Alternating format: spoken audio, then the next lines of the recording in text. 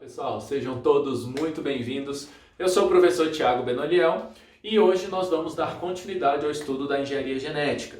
No vídeo anterior, se vocês pegarem a sequência certinho, eu tinha conversado um pouquinho sobre o método de clonagem molecular, onde eu mostro como se faz para você pegar um DNA de uma espécie e colocar dentro da célula de outra espécie ou de outro grupo de célula, certo? Então, um dos princípios mais básicos para você fazer isso, para você inserir um DNA de fora, para uma célula diferente, é que você disfarce esse DNA. É que esse DNA ele fique com uma cara parecida com o da célula hospedeira. Então, por exemplo, se eu vou pegar um gene humano e vou colocar esse gene humano dentro de uma bactéria, é importante que antes de eu colocar o DNA humano na bactéria, eu dei uma ajeitada nele para ele ficar com cara de DNA de bactéria. Aí você consegue botar dentro da bactéria.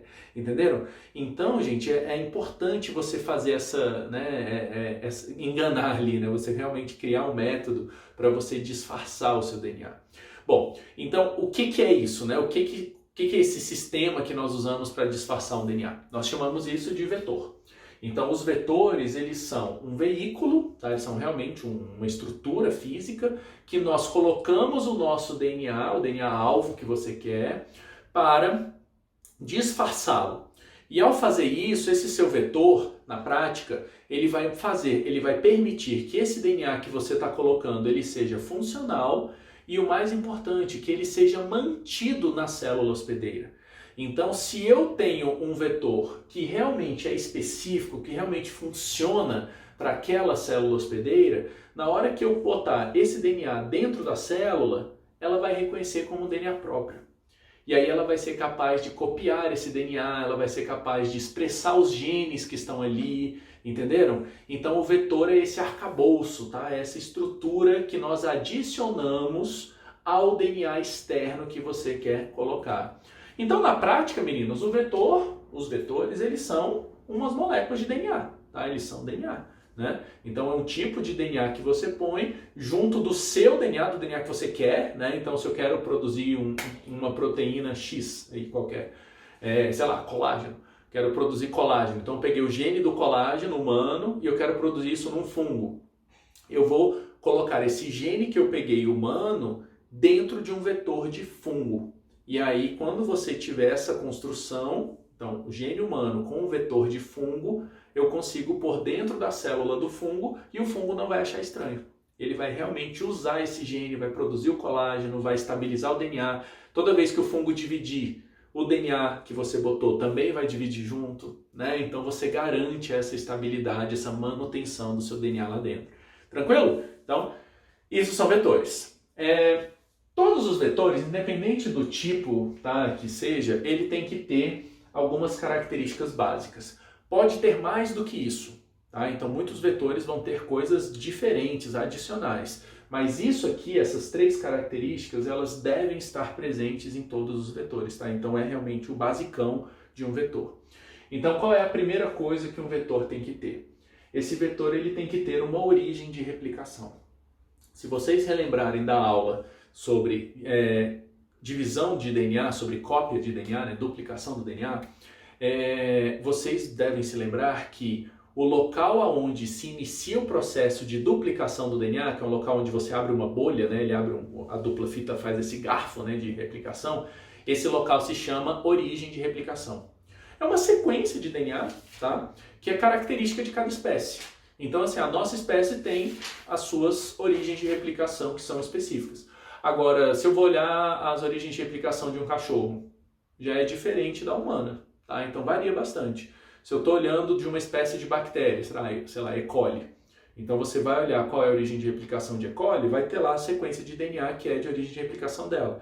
Se eu vou olhar agora uma outra bactéria, um bacillus da vida, vai ser uma outra sequência de origem de replicação. Então, cada espécie tem a sua sequência de origem de replicação. E aí, por isso que o seu vetor, o seu DNA, ele deve ter uma origem de replicação que é específica para a célula hospedeira que você está usando.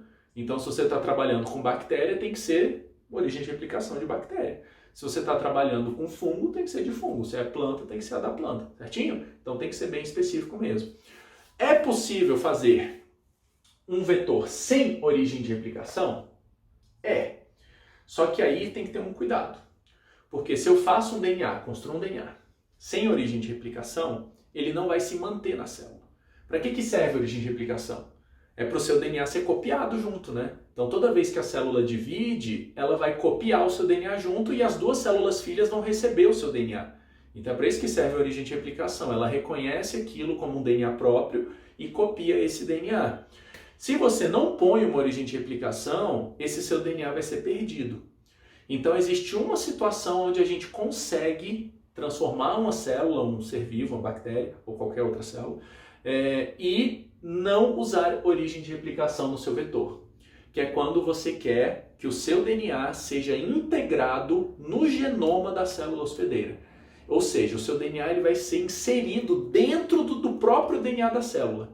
Se você tem esse objetivo, se você quer fazer essa inserção, a gente chama isso de integração. Tá? Então, se você quer fazer essa integração do seu DNA dentro lá do DNA da célula hospedeira, então vai fazer parte do próprio genoma dela, aí você não precisa pôr uma origem de replicação. Porque como vai estar dentro do genoma, na hora que a célula for copiar o DNA dela, vai copiar o seu junto, né? Então não há essa necessidade, certinho? Os mecanismos de integração e tal, isso a gente pode discutir depois em uma aula de aprofundamento, tá bom? Por enquanto, né, entendam que isso é possível. Tá? Você pode sim construir um sistema cujo DNA vai ser integrado ao DNA principal da célula hospedeira, é possível. E aí você não precisa de uma origem de replicação própria, tá bom? Bom, outra coisa que deve-se ter, né, num vetor. Tem que ter marca de seleção. O que é isso? É uma sequência no vetor, então a região ali no DNA do vetor, que permita que você separe as células que receberam o seu DNA das células que não receberam o seu DNA. Isso é importante, gente, porque assim, quando você faz um método, uma técnica, para inserir um DNA dentro de uma célula hospedeira, você não tem certeza, você não tem como garantir que todas as células que estão ali vão receber o seu DNA. Na verdade, na maioria das vezes, não são muitas células, não, são poucas células que recebem o seu DNA. E aí você tem essa, tipo, como você sabe qual célula recebeu o seu DNA, qual não recebeu? Então, como você mapeia isso? Poxa, não dá para você ir olhando célula por célula. Gente, isso é um trabalho que é impossível. Então, como é que você vai mapear? Você bota uma marca de seleção. Por exemplo, no seu vetor pode ter uma marca de resistência a um antibiótico, certo? Então, a célula hospedeira é sensível a esse antibiótico. Você bota a célula com o antibiótico, ela vai morrer, certo? Então, ela é sensível, ela morre no antibiótico. Aí, no meu vetor, tem um gene de resistência a antibiótico. Ou seja, se a célula recebeu o meu vetor, recebeu o meu DNA, ela vai se tornar resistente àquele antibiótico. Olha que legal. Então agora que ela é resistente a esse antibiótico, ela vai crescer enquanto todas as outras que não receberam o DNA vão morrer. Então você consegue selecionar as células que receberam o seu DNA das células que não receberam. Entenderam a ideia? É bem espertinho, né? Existem vários tipos, tá, de marca de seleção, depois a gente pode discutir um pouco melhor. Outro tipo de marca muito comum é a auxotrófica, que são marcas de carência nutricional. É mais ou menos assim, imagina que a sua célula ela precisa de algum nutriente específico. Por exemplo, ela precisa de uracila. Então a célula não é capaz de produzir uracila, então ela só cresce se tiver uracila no ambiente, no meio, né? Então ela não produz sozinha. Aí o que você faz? No seu vetor você bota os genes de produção de uracila. Porque aí agora você separa as células que receberam o seu DNA das que não receberam, crescendo elas num ambiente sem uracila. Porque aí quem não tem o seu DNA vai morrer, não vai crescer. Elas não têm uracila. Enquanto que a sua que recebeu o seu DNA vai ser capaz de produzir a uracila e assim ela vai crescer e sobreviver normal. Entenderam? Então, isso são marcas auxotróficas, são marcas de carência nutricional. Tá? Bom, e por último, se você quer que o seu DNA ele seja expresso, então ele é um gene que codifica uma proteína e você quer que de fato ele seja expresso naquela célula, que a célula reconheça como um gene, faça RNA mensageiro, faça a tradução, você precisa dar a ele uma cara de gene. Então você tem que botar promotor, tem que botar terminador, você tem que realmente ajustar o DNA, só que assim, com a cara de gene de bactéria ou da célula que você está usando. Então, se for você está usando planta, tem que ficar com a cara de gene de planta. Os nossos genes, o gene de uma planta, o gene de uma bactéria, o gene de um fungo são diferentes, assim, a lógica geral, tá? Os promotores são distintos, os terminadores são distintos. Então, assim, se eu vou usar um gene humano em uma bactéria, eu pego o gene humano, mas o promotor, o terminador, tem que ser da bactéria, entenderam? Então, você precisa construir isso daí para que aquela célula que você botou o DNA reconheça esse DNA que você está colocando como realmente um gene, como algo que é para ser transcrito, traduzido. Beleza? Então, essa é a ideia, tá, de um vetor, de forma geral, né? Coisas que você precisa pensar no seu vetor. E aí, assim, gente, existem muitos tipos de vetores. Né? Como eu disse, eles são sempre DNAs, né? Então o vetor é um DNA que você ajusta para a célula hospedeira, né? Para ir junto com o seu DNA-alvo, né? Então, no caso, por exemplo, de bactérias, de fungos, tá? Até de algumas plantas e mamíferos, dependendo do caso, a gente pode usar plasmídios, que são pequenos DNAs circulares. Eles são muito práticos, porque como eles são pequenos, é fácil de manipular, é fácil de mexer, então são super práticos, mas eles têm esse limite de tamanho. Tá? Então, plasmídios são pequenos, você não vai conseguir botar dentro de um plasmídio 10 genes. Vai conseguir pôr 1, né? 2 talvez. Então você não consegue pôr muitos. Então se você precisa botar dentro da célula um conjunto grande de genes, os plasmídios não são bons, esse é um problema. Mas se você vai pôr um gene dentro da célula, plasmídios são ótimos, porque realmente é fácil de manipular, de mexer. Bom, se você precisa de tamanho, né, botar 10 genes dentro de uma célula, você pode usar cromossomos artificiais. Cromossomos artificiais, gente, são estruturas que nós construímos em laboratório que parecem com o cromossomo natural da célula. Cromossomos naturais, eles têm centrômero, eles têm telômeros, eles têm origem de replicação, né? Você bota tudo isso nele e monta um DNA que contém essas informações. Centrômero, telômero, tem tudo. Só que ele é pequeno, tá? Não é grande igual um cromossomo, é menorzinho.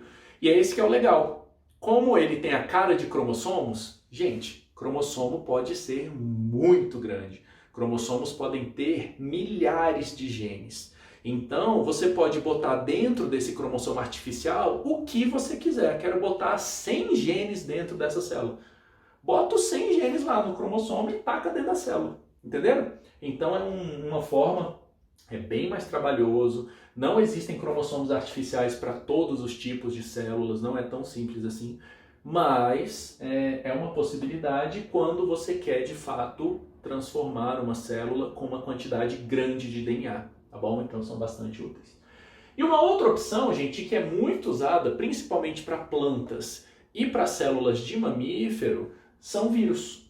Então você pega um vírus que infecta a célula-alvo que você quer usar, a sua célula hospedeira, então tem que ser um vírus que infecta ela.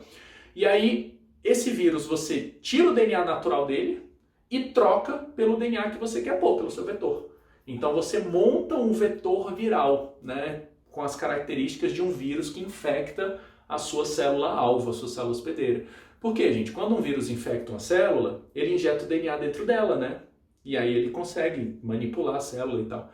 É a mesma ideia, só que ao invés dele injetar o DNA do próprio vírus, um DNA viral, ele vai injetar o seu DNA, o DNA que você construiu e botou dentro dele. Sacaram?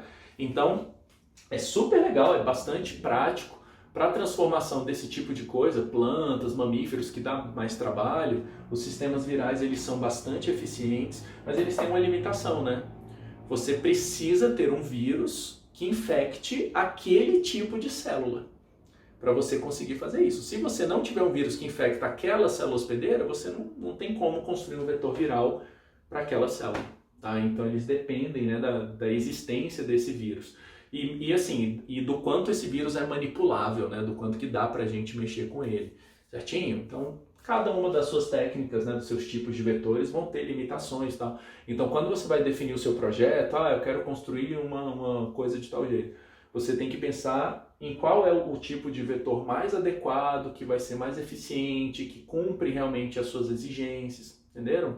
Para que você acabe não errando. Tranquilo, gente? Bom, então, é isso aí por hoje.